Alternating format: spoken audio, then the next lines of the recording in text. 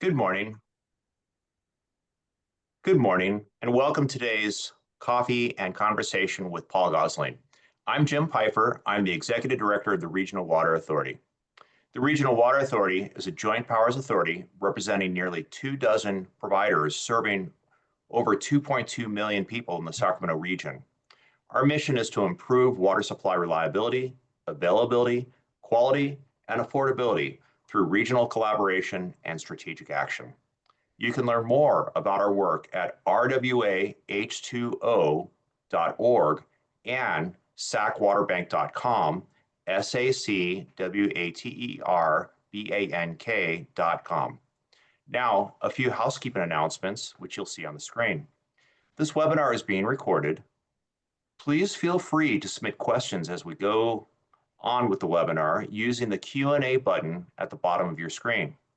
We will answer questions during the session as time allows. Live transcript is available by clicking on the Show Captions at the bottom of your screen. Now, I'd like to introduce your host for today's conversation, Trevor Joseph.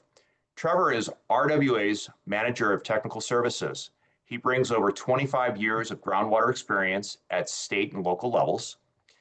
At the California Department of Water Resources, he helped develop the regulatory framework for the Sustainable Groundwater Management Act and managed its implementation. He later managed the City of Roseville's groundwater program, expanding conjunctive use within that city and strengthening local supplies. He is a registered professional geologist and a certified hydrogeologist, and he holds a bachelor's degree in geology from the California State University of Sacramento. And with that, Trevor. Yeah, thank you, Jim. So I'm really excited today to interview our guest, Paul Gosselin. Paul is the Deputy Director of the Sustainable Groundwater Management Group at DWR, and he's held that position since July 2021. Although Paul's history with SGMA actually goes way back to the beginning, really, as he was involved in helping guide and shape SGMA and its implementation for more than 10 years. I do want to take a minute to point out, really, Paul has a position of great responsibility and importance in leading statewide groundwater management, as many of you know.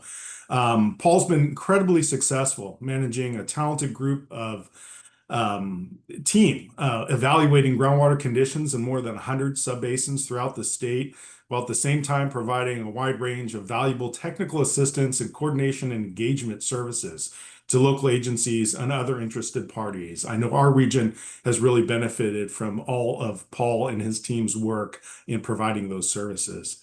So Paul is not only managing a large workload of DWR administrative requirements, but I know Paul for a long time, and he's really working to ensure kind of the tenets of SGMA, essentially that the state's groundwater resources are really being managed sustainably for future generations. So Paul's really kind of working to make sure everything's done as it relates to sustainable groundwater management. With that, I'm excited to ask Paul a few questions today, and I know that we've received some questions as well before this webinar, and we may also get some during this process. So Paul, welcome, and thank you for making yourself available today. Appreciate it.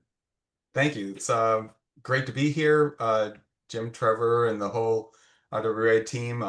Thank you for time for coffee chat. I don't think you could see my big coffee mug, but you know, one of the things with groundwater management and SGMA, it's really a lot of it's about relationships and having dialogues and talking and coordinating things. When it came out, we knew that a lot of it was going to be technically based, but this state has a lot of smart people, a lot of good data. We knew we'd work out the technical aspects of this, which were going to be hard, but really the challenge was going to be how we're going to work together, how we're going to work together within basins and across basin lines to achieve sustainability. And time again, we've seen where successes have happened is where those relationships and partnerships have occurred, and where things have kind of gone not so well is where people have kind of walled themselves off and just wanted to work within their own confines. So again, Coffee chat is a great place to be. And I think looking where we're at with Sigma when that act was passed, it's I kind of like looking back at like a Rube Goldberg machine. You start 100 years of groundwater law that totally got reformed, and you have a whole rewriting of a law, and the switch gets flipped, and you wonder how that thing's going to work.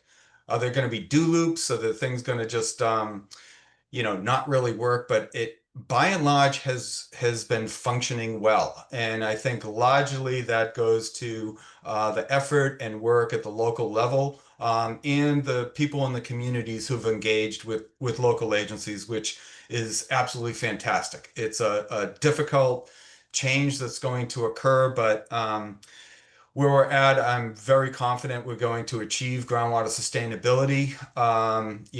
We're on very good track, but there is sort of a tough row ahead. The next 3 to 5 years, particularly, I think we're going to have a lot of work ahead. And beyond then is going to be a lot of changes going on. We're seeing that with climate change. We're going to have land use changes, obviously, locally. And so just keeping track of a changing environment is going to keep groundwater sustainability agencies and the track towards sustainability on everyone's toes. But working together, our commitment is to work with local agencies shoulder to shoulder on your journey towards sustainability, and we're going to get there. So with that, Trevor, I'm looking forward to a good dialogue here today. Yeah. No, appreciate it. And I agree. I think by and large things have been going well. There are challenges. I really kind of wanted to ask you first about that topic though. What do you feel the biggest groundwater challenges are in California right now? Yeah, a couple. One, obviously, the complexity. Now that agencies are starting to really drill down on implementation, you're getting into individual basin complexity issues about, the sustainability issues and trying to, avoid undesirable results. So those project and management actions, also leads to funding. And funding is one of the main drivers that I think is going to be a big challenge. Obviously, you know, people say, oh, it's been an unfunded mandate. We can have, our little back and forth on that. I know there's probably some attorneys out there who will get into that, but, you know, groundwater sustainability agencies have fee authority. Many have really have moved forward to fund their activities off of that, or Prop 26, the regulatory fee. Those are challenging locally to go back and ask locals to fund certain things, and there needs to be really good buy-in locally for people to know what they're buying into. And some of that's been challenged, and that really hampers the ability for agencies to move forward. And we recognize that. And then also, there are some basins that are very small, have, not a lot of groundwater pumping. We have a number of basins that extract, 10,000 acre feet or less. And you can do the math on that. And there's not the economies of scale is very challenging. So we're trying to work with those agencies to, try to have them fulfill the requirements, the base requirements for Sigma. And then climate change. I think we've seen that the last 5, 6 years, just that rapid change of conditions, which is affecting water supply reliability. We're seeing that from State Water Project on the reliability of future state water project that's going to affect your portfolio in your basin, and that's going to also keep things changing. So all those things are, I think, keeping sort of the ground sort of less secure than we'd otherwise like it. Yeah. Yeah, I'm interested kind of in you personally, Paul, just kind of what has inspired you to help change California's groundwater future. I know you've had a long history of working as a local agency as well, but I'm just interested in kind of your personal aspirations and interests in what you do. Well, I think for a lot of us who've worked in the public sector, and I've worked for public agencies my entire career. Um, and I had started out working for Massachusetts Food and Ag as a pesticide field inspector, going out inspecting. And I think really I think for looking at what you can devote your time and resources to for the betterment of society and, committing yourself to a better environment. And, I think it's just a worthwhile endeavor, to do. And I think I think going through in a way to have government function in a way that really meets the needs of the people and the environment in a right way. And we've seen many cases where government doesn't function well, particularly regulatory programs, which are often very difficult and sometimes, you know, kind of counter and very costly and have some unnecessary requirements and burdensome. And I really think trying to make regulatory programs work in a way that one fulfills the requirements, but does it in a way that is workable and fulfills the requirements in a real collaborative way is really a sweet spot I really try to get to. And so I had spent, before I went to Butte County, I had after I left Massachusetts and worked, I had run the regulatory programs in food and ag. So I was like the mini ag commissioner in Massachusetts, and then I worked in Cal EPA for pesticide regulation and was chief deputy director there for a long time. And pesticides and regulation of pesticides is not obviously a fun thing all the time. And then and then moved to water, and then getting involved in water management really got me involved in SGMA as that was unfolding, and really present the opportunity for a new program to from the ground up, and having the opportunity to go to the state to help work with the team and in the department to continue the program that they started, to develop a new regulatory program in a way that I hope is done in the right way, that one fulfills the mission, achieves the goals in a way that is efficient, streamlined, and real collaborative locally. And that's really my desire. Yeah. Yeah, I appreciate that, and maybe this next question kind of tees off of you brought up regulations and the challenges, but also the importance of regulations. And obviously in some parts of the state, groundwater conditions continue to worsen, even though there is progress being made Right. there. And that's impacting the environment, the economy, the livelihood of those communities. So there's clearly a need to still address those. At the same time, many of the state's groundwater basins are being sustainably managed. And I just interested in understanding your perspective on how the state can help local agencies, fix these groundwater problems where they exist without adding kind of unnecessary rules, that result in costs and bureaucracy in places where things are kind of working. How do you balance that approach to leading SGMA implementation? Yeah, and I think that's really been the challenge. And one of the things I'll go to what we've been trying to avoid, and this is where I think a lot of regulatory programs go, is like adding extra reporting requirements just for the sake of us getting data you know, to ask for things, and that just adds extra paperwork. And so I think for the sake of, extra reports and other things, to try to steer away from that. I think one of the things we've been trying to do is to be real direct with the local agencies on good, bad, and indifferent approaches that have been taken, whether they're in substantially compliant or not with the regulations, and the guidelines and the law.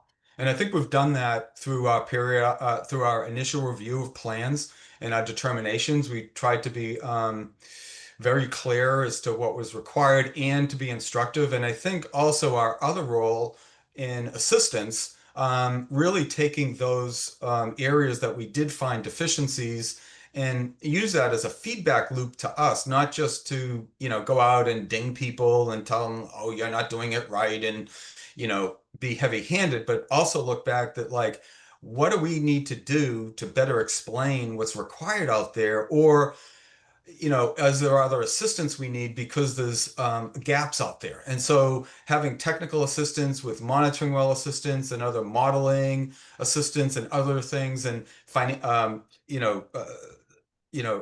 facilitation assistance and translation services, all those things come from our feedback of working with the agencies where they need assistance, and that gets into guidance documents and BMPs. So it's that balance of the programs we have to work with agencies, and then also, and I'm going to probably bring this up a number of times, is really recognizing and doubling down on local discretion and honoring the local decisions. And some of that, as you said, when basins are largely sort of somewhat, in pretty good shape. They're still required to be required to, follow Sigma and comply, is to not be heavy-handed and kind of track and to some extent stay out of the way and keep track and make sure that they're on track for sustainability and they're, following and being substantially compliant. Yeah, I appreciate that, and I think kind of gets maybe to my next question. And I've heard you in the past say you've described, local agencies now having passed the end of the beginning. And if I interpret that correctly, it really means that we've moved from kind of this initial plan review and all the kind of the anxiety that came with that and the uncertainty to really an implementation stage, as well as an opportunity to kind of enhance communication and engagement and focus more on progress towards sustainability. Yeah. So I'm interested if I kind of had that interpretation correctly. And then Yeah. also, if so, how do local agencies work with DWR more directly on kind of tailoring, the important things to accomplish? And I know you kind of touched on that a little bit in your last question, but are there things that local agencies could focus on in the state? How do you see that kind of evolving moving forward? Yeah, and I will say I give that's a Winston Churchill Okay, quote that nice. Yeah, I used. So I will, and I won't throw Yogi Berra quotes out, which I've also been using. Like the future is now. So, right. but it is important, and I think it does. I've been throwing that out because having been through some portion of plan development and GSA formation, at the early stages of Sigma, those were difficult times, trying to get people together and form joint powers authority or organize how you were going to have multiple GSAs in a basin and then try to craft out what the plan was going to look like and working with advisory committees and communities and outreach, very difficult, hard, important work to get done. Um, you know, and all those plans got in on time. All those agencies got formed. Absolutely amazing that all the deadlines that were put out for local agencies and the department had largely been met. Which was absolutely astounding. And I think going back when the law was passed, it was kind of like, oh boy, these are pretty adventurous sort of deadlines. And even the reviews that the department had to do in 2 years were met and pretty thoroughly done. Nothing was skirted around. But that was the planning process. So the beginning process, as hard as it was, is done. Now, agencies, when they submitted those plans, started implementing from the get-go. And so they've been at it for critically overdrafted basins well into 5 years now. And, that's, we're past the beginning of this. Now we're into the implementation. And I've also said the easy part is done, and as hard as that is, getting those plans done was the easy part. And everyone kind of groaned. It was like, ugh, it was like, you're absolutely right. That's the easy part. Now the implementation part is going to be the hard part. So I think we're, anticipating, we've seen this, more conflict in some basins, more challenges about how we're going to do the things we know we need to do to get to where we need to get to. And some of that's going to be, cost. Some of it's going to be political will if you're dealing with demand reduction and how to get there. It's going to be local economic cost and disruption to, economics and communities. And how are we going to navigate that? Those are going to be enormous challenges that we're going to have to navigate.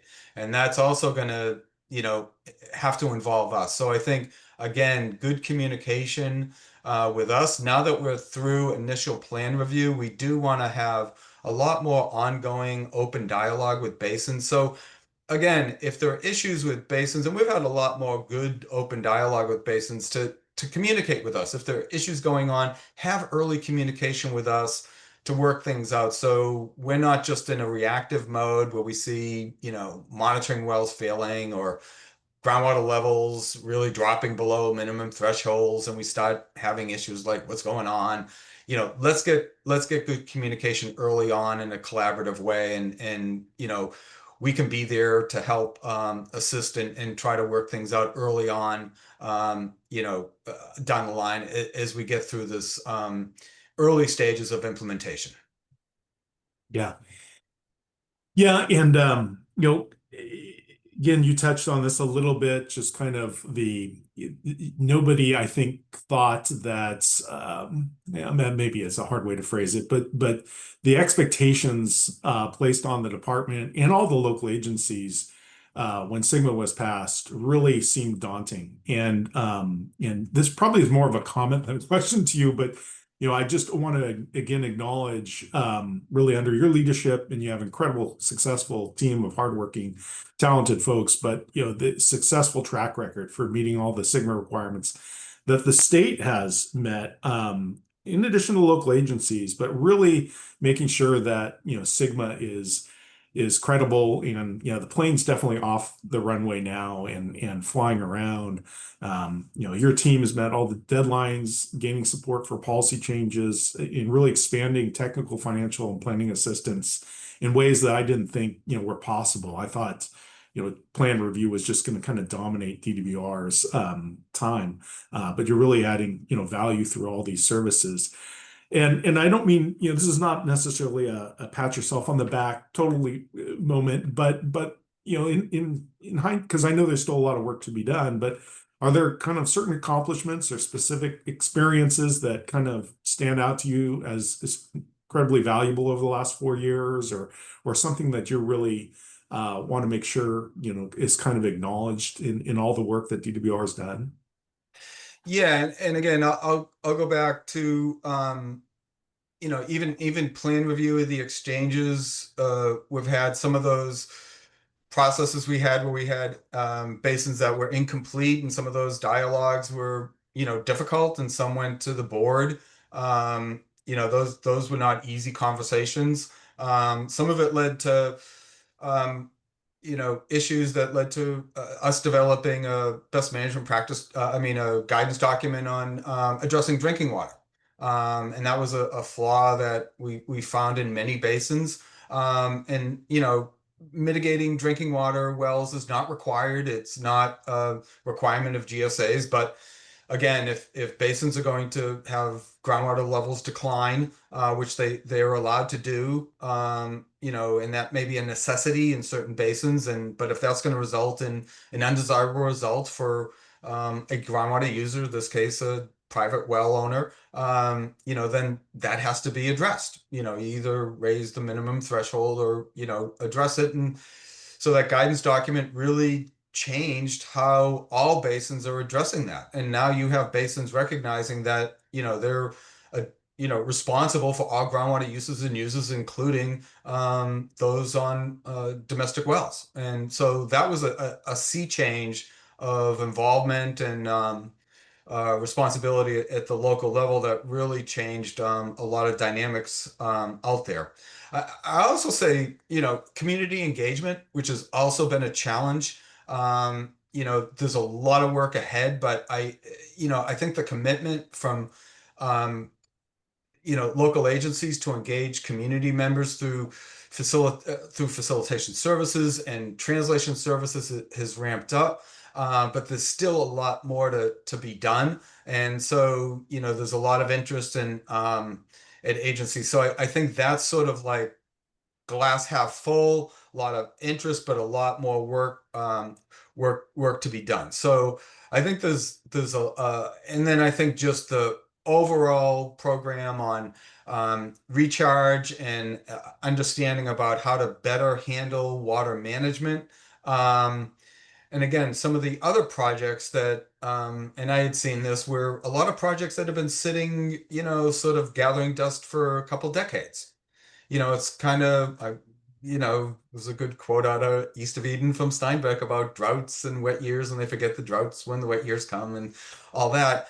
And we do these planning things when there's droughts and then it gets wet and we forget about it. But now, all these other good projects started to come to the forefront because of the necessity about looking at long-term sustainability. And now we've kind of bridged that gap. So I've seen a lot of great things coming out looking at the long-term sustainability outside of their, jurisdictional boundaries for the betterment of the entire basin, which is really the intent. So I think that's also another really positive aspect, that cooperation within basins and even with outside of basins. Yeah. Paul, I would be remiss if I didn't maybe ask a question kind of about our own region, and then maybe we could get into some of the Q&A from our region, if that sounds okay to you. Sure. One question kind of start this off is, the greater Sacramento area, local water providers have taken a lot of pride in managing surface and groundwater resources together, really to provide water supply reliability benefits and aid in the protection of the environment along the Lower American River as well as elsewhere. In doing so, this area has advanced projects to sustainably manage groundwater for decades, actually before SGMA passed. And I feel fortunate to work in this region where a lot of progressive decisions were made, a long time ago. However, there's still a lot of success we can still have in our region through expanded conjunctive use and groundwater banking. Do you have a kind of a message to our agencies on as they work to expand the ability to manage groundwater sustainably through in-lieu recharge, groundwater banking, and other GSA PMAs, like projects and management actions? I know the state has, again, a lot of the assistance your agency has provided, including helping agencies find ways to expand recharge and those types of services. Do you have any kind of message for our local agencies and interested parties? Yeah, and I think too, the lessons we've been learning over the last 5, 6 years, just the way the hydrology is going and climate change, we're getting these very dry, winter periods with these punchy big atmospheric storms, that's really creating changes in sort of what we've been predicting and planning for 10 years ago. This isn't what we were planning for, which really necessitates some of these newer projects that are going to capture some of these really high flows and really sets up for recharge and capturing some good conjunctive use as well as some other traditional conjunctive use. But it really speaks to, again, trying to tighten up your water portfolio, coordinate your surface and groundwater use. It was kind of ironic. I remember when SGMA was, passed, I don't know who it was, somebody was saying, well, it was kind of unfortunate we didn't bridge groundwater and surface water management in this. And I said, well, wait, it's all going to probably merge at some point, and here we are, out of necessity. So I think it's really again, the cooperation with those who have surface water or managing those flows to again, build and sustain the basin for the long haul, which is going to be the backbone of your water portfolio. So it is going to be an important component. But I think looking, and we've, obviously you've done a considerable amount of work and have been leaders here. But others, it's really, and you've built on this, is having transparency, good community involvement. You know, accounting for what you're doing is going to be a real cornerstone, and you guys have really led the way on that. So Yeah, appreciate it. A question that we received in advance of this event from Ann Sanger, who's with City of Sacramento. She's a government affairs manager there. Along these lines, she's asking, did you see any hurdles with DWR for agencies that primarily use in-lieu recharge in their basins? And then she has a second question. Do you see any hurdles for new water banks north of the Delta, or a water bank with a significant amount of previously banked water? And that's a very nuanced term. Again, I mentioned we've been doing recharge and wanting to make sure we get credit for the activities that we've done previously. And so that's what that previously banked water means. But I kind of boiled down her questions as really kind of, in-lieu recharge is not always intuitive, although kind of a simple concept if you really kind of understand it. And then as well as, we're trying and working through establishing the first bank north of the Delta. Hopefully that's federally acknowledged. And just there's challenges associated with that. And just how do you see banks possibly in the northern portion of the state emerging?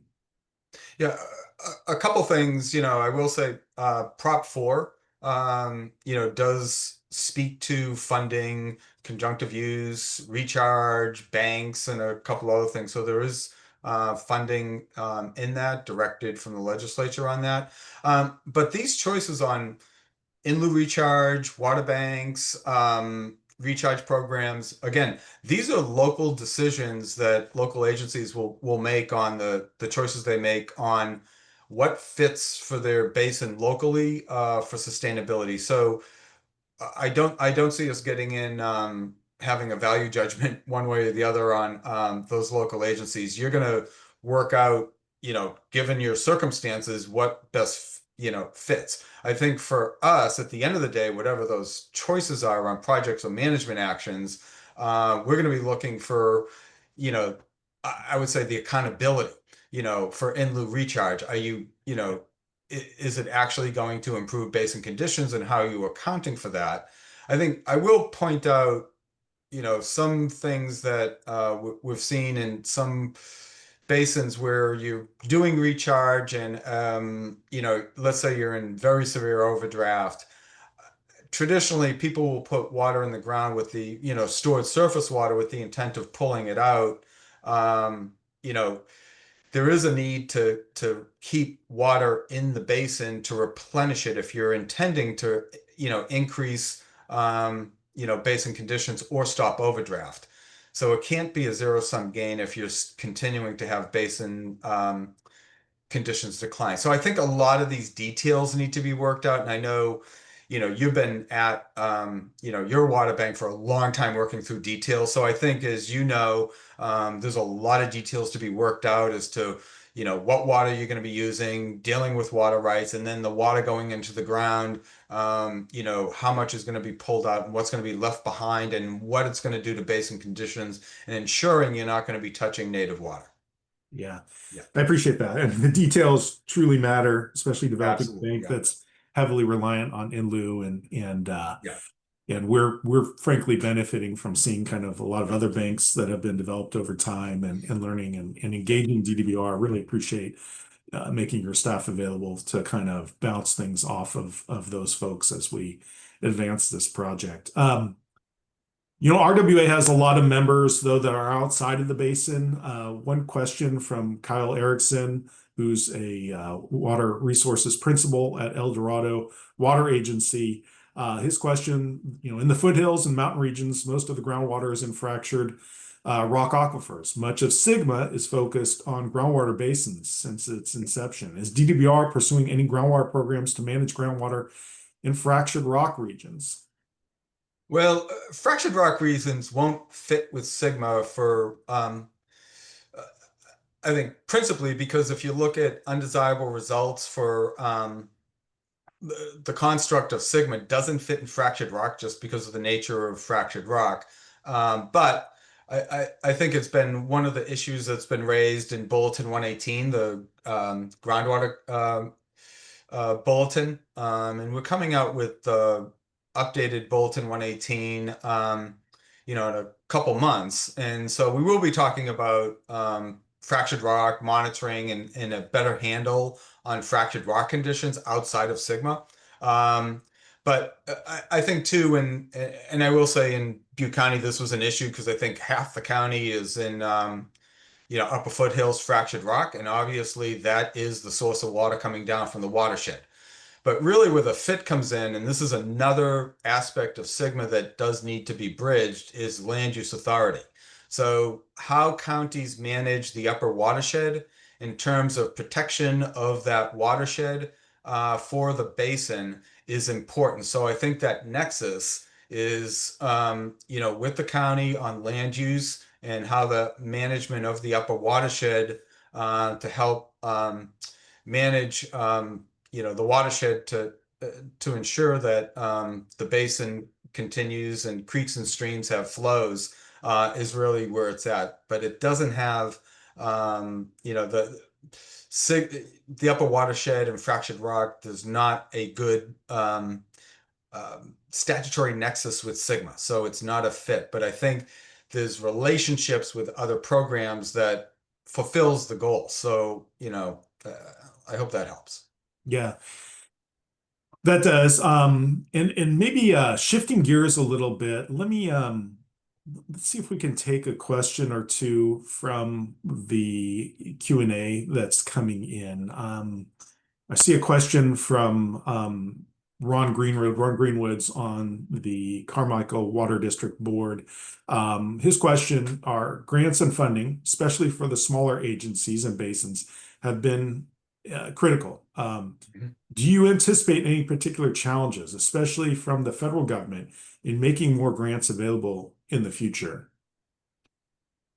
No, for Proposition 4, which is a state bond, I don't see any issues with the federal government. So, my financial assistance branch will be, working once we get a appropriation from the legislature, which we're still waiting and anticipating. Hopefully, in the next before session's out, we'll get something, and we'll start working, scoping with you all and others on grant guidance, and hopefully get that process rolling because we want to get that process done so we can get the solicitations going. We haven't had a bond in a while, and it's a good amount of money, but it's not going to really fulfill all the needs out there. So we really want to make sure how we develop the grant guidance is done in a way that really fulfills the needs out there in probably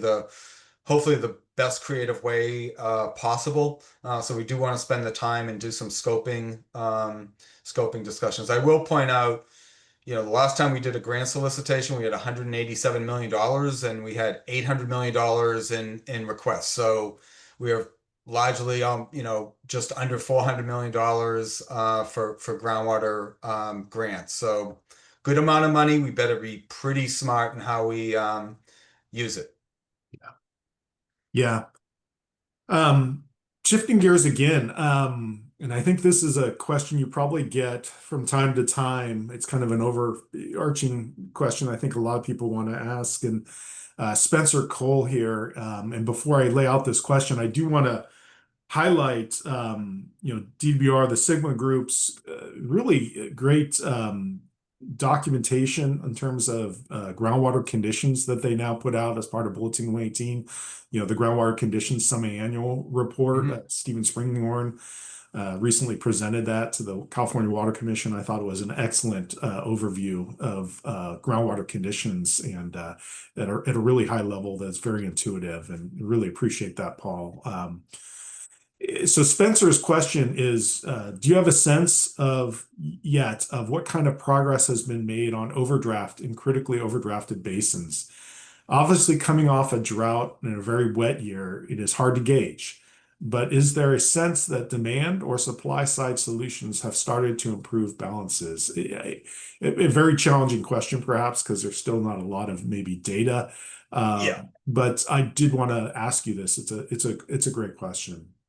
Yeah, that is a good question, and I think that's one of the things that is going to be something that's going to come up more and more.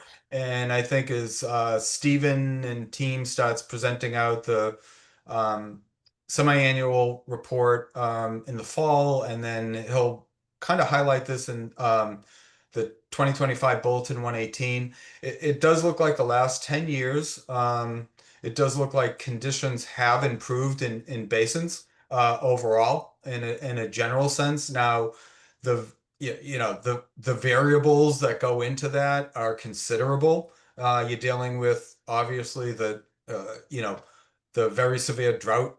3 years of drought were in those, but then we also had 2023, which was off the charts, and 2019 and a couple of those wet years. So we've had like severe wet years, severe dry years, and how the hydrology fits into all that and how that factors is also going to need to be done. But I think the last 10 years does show improvements for the first time. So that's encouraging. But we're also looking, on basins specifically.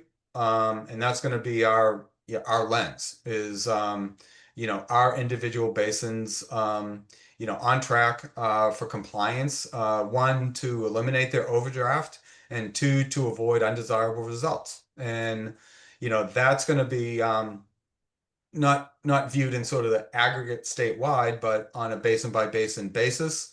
And it's going to be viewed on empirical data. So we're going to be looking at, basin conditions and other factors. So it's not going to be through models or water budgets. You're not going to budget your way out of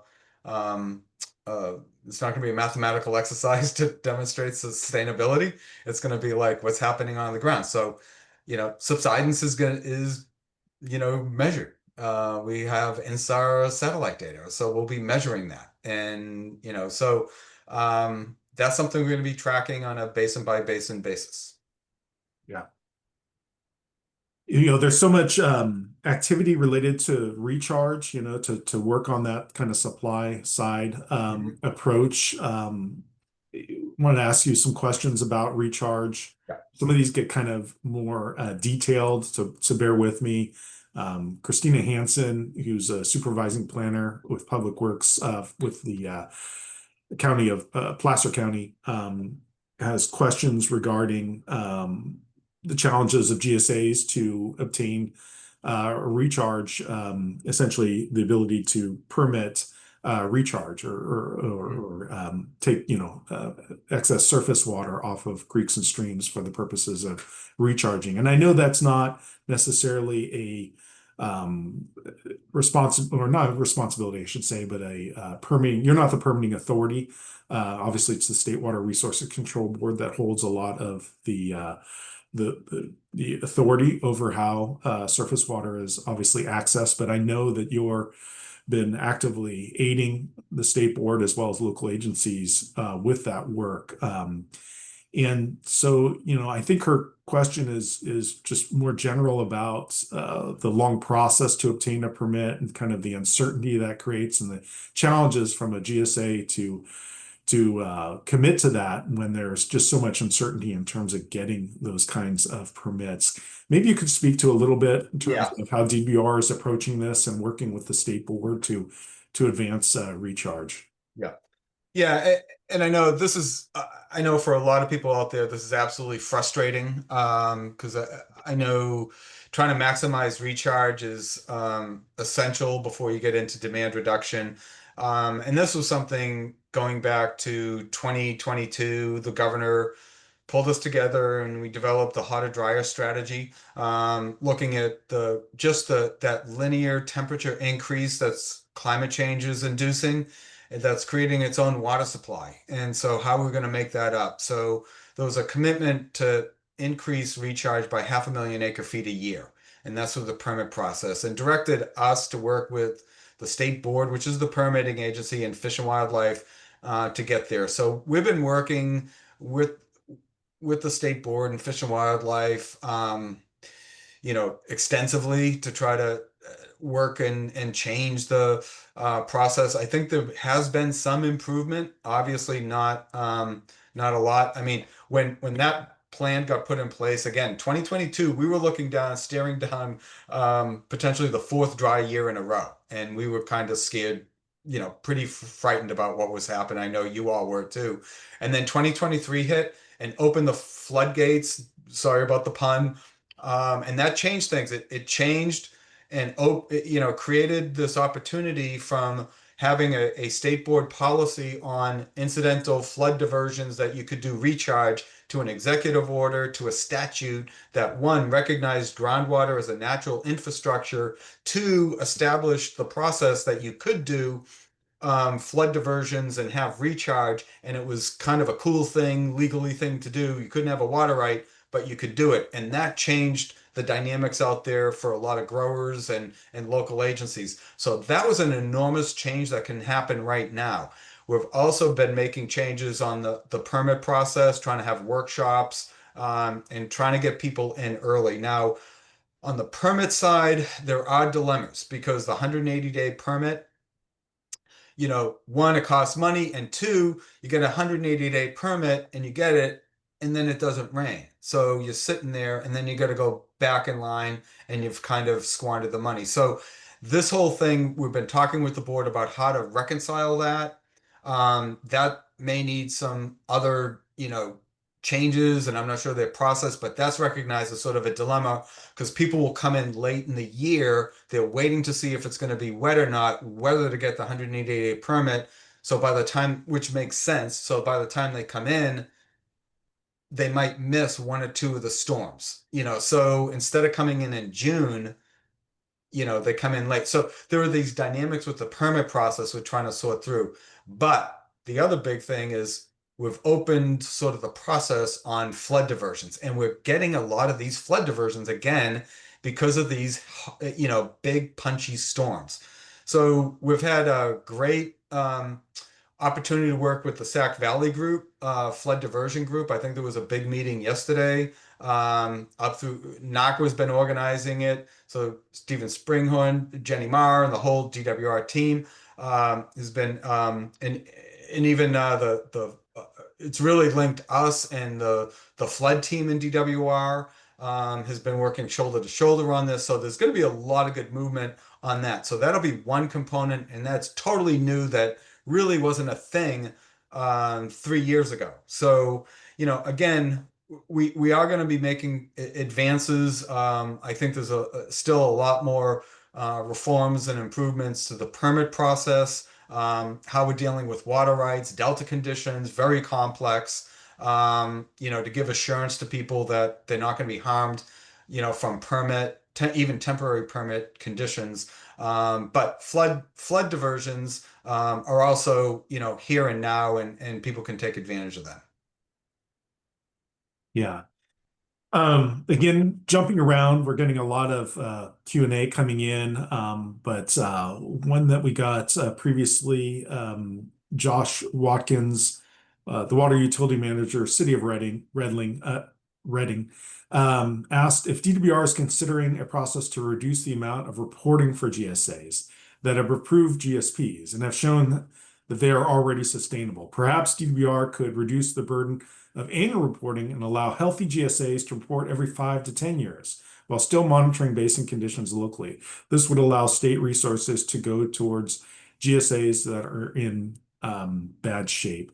I know there's limits in terms of what you can do in terms of things are spelled out in the water code and in regulations, but how does DWR look at the challenges that GSAs have with preparing and the costs of these annual reports, and kind of the value and ways to just manage to making sure that we're providing what's salient and important to DWR? Yeah, I totally agree with the intent of of the question, and I think it's also something we've been talking about too on sort of our process. And should the same effort be placed, with the team at DWR for every basin, that is, let's say, sustainable and they're not going to have much issues, to a basin that's critically overdrafted that has a lot of issues going on. Because we're all limited and have a finite amount of resources, and we're back in sort of traditional mode where there's going to be limited resources. So we have to be very, I think, smart and realistic about where we place our resources in ways that maximize where they're actually needed. So, back to like the reporting, and I talked about like regulatory programs and what we need. So, one, this, without changing the law, we've been looking at annual reports. We've gone through the second year of piloting, sort of reviewing annual reports, seeing what they've looked like. You've all gotten letters on sort of our review of those annual reports, so thank you. They've been actually great. The data's been, I think one of the things that's frustrating is when you submit data reports into the state and it just goes in, the box is checked. It's sort of like, that's frustrating. Like, why am I doing this? It's costing everybody money. This data is actually being used, and actually very important. So it is useful data. But what we've seen is there's been like a lot of stuff being thrown at us, almost stuff thrown at the wall. We're kind of like, this is a lot of work and time and effort. And so internally, we're looking to trying to revise the portal, to make it almost as simple as sort of a data, I wouldn't say a data dump, but just a filing of the data, and make it as efficient as possible and simple as possible, that a GSA could do it without having to go to a consultant. Sorry, consultants, but we want this as efficient as possible for the GSAs to do. So as a simple incremental step, we want to be able to do that for GSAs. I think in time, this gets to the point like for GSAs that, let's say, are largely sustainable, and there isn't a lot going on. They're still required to comply with Sigma. There's been, some thoughts too, once we get past the periodic evaluation, I think there's an opportunity to revisit, what requirements should be in place for them for the long haul. And I think that's a legitimate thing we should pick up, post periodic evaluation, post 2027. I don't see totally getting people out of it, because I think maintaining sustainability and keeping that is good, but I think the requirements about how, the rigor requirements, I think that's a fair discussion to have, and we should definitely have that. Yeah, and it just kind of hit me that I helped set up the regulations, or laid out Thanks, the Trevor. requirements of the annual report. And I'm asking you why you need all of that. So sorry for that. So and again, I will say too, a lot of this, again, you were sitting in the room with the whiteboard doing the regs, right? That was before anybody submitted a plan. So some of this was hypothetical. I mean, it was trying to anticipate what we were going to get or what was needed. A lot, I mean, 95% hit the mark on the head. So, what we're dealing with is just refinement of the process coming in and adapting. So this is going to be normal course of business for any program, to refine, smooth, and adapt over time. And that goes for the statute too. No statute stays the same. So I think envisioning changes to the statute over time, I think, is going to be a natural course of action. yeah, no, Yeah. I would agree. Yeah, and kind of speaking to adaptive management and kind of changes, question from Adam Hutchinson. He says it's good to hear that some agencies are looking at basin-wide projects, is there any move for GSAs to combine and merge to cover most, if not all, of the groundwater basins? Do you see this as a potential outcome in the future, or are we going to see the existing structure for the foreseeable future? And I know that you don't necessarily aren't in the inner workings with all GSAs and how they're planning to do it, but are you hearing anything? Are you seeing anything, any kind of consolidation that may make things easier from their perspective and the states in the future?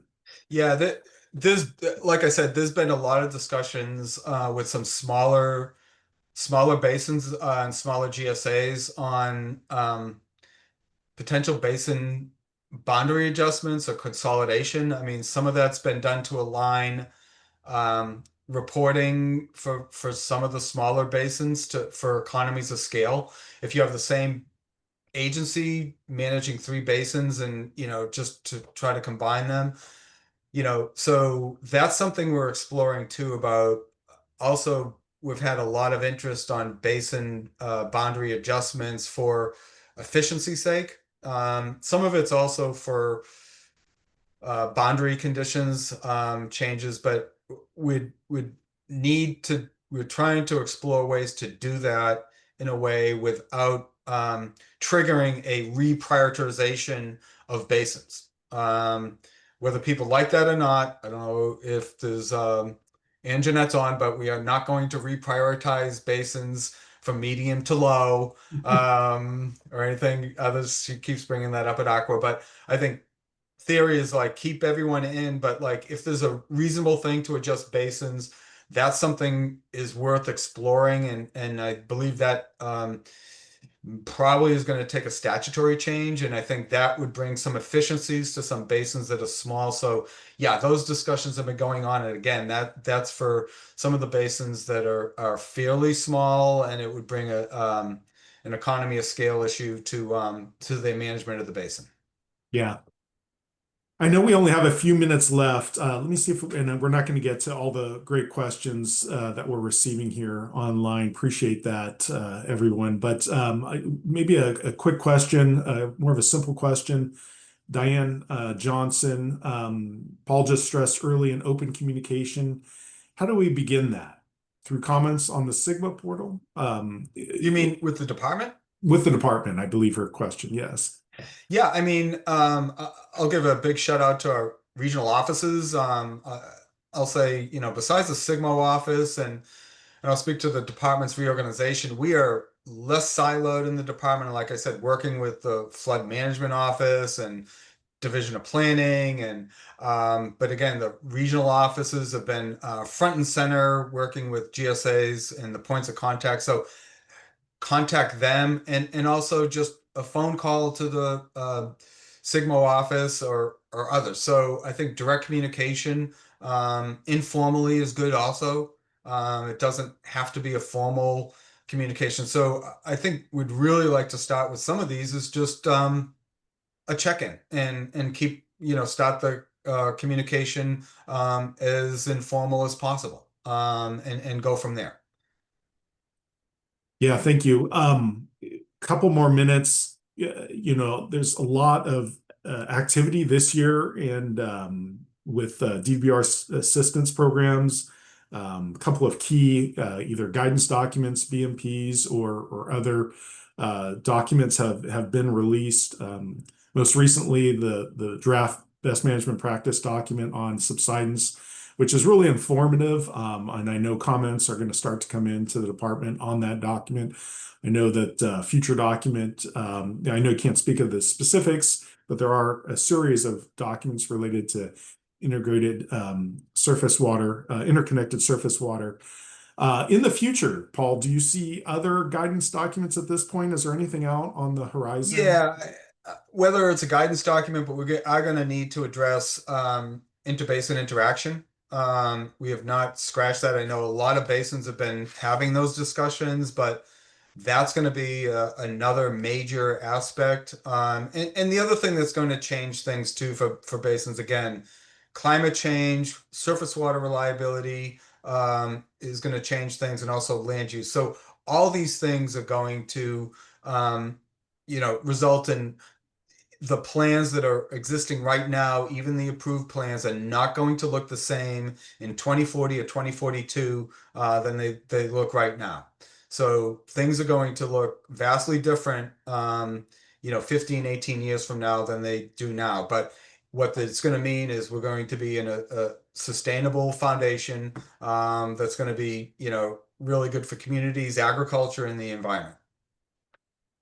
So I have one last question. What kind of ag is in Massachusetts? You said you work for the What kind of Massachusetts. ag is in Massachusetts? Yes, They were please. the largest producers of cranberries, Okay. row crops in the Connecticut River Valley. All right. My ignorance. Sorry, my Oh, statewide. apples. I mean, That's helpful. All right. dairies. We had the big dairy buyout from the '95 Farm Bill. That was pretty bad. So, yeah. Well, I want to, again, as we close out here, thank you, Paul, for your time. It's been a great discussion. As always, I'm learning a lot when we talk and really value your time. I'm going to buff up on my Churchill quotes and see if I can come up with some of my own. But again, I just want to extend our appreciation for having you participate today. Really, really appreciate it. Thanks again. Thank you. Thank you, Trevor. Thank you all.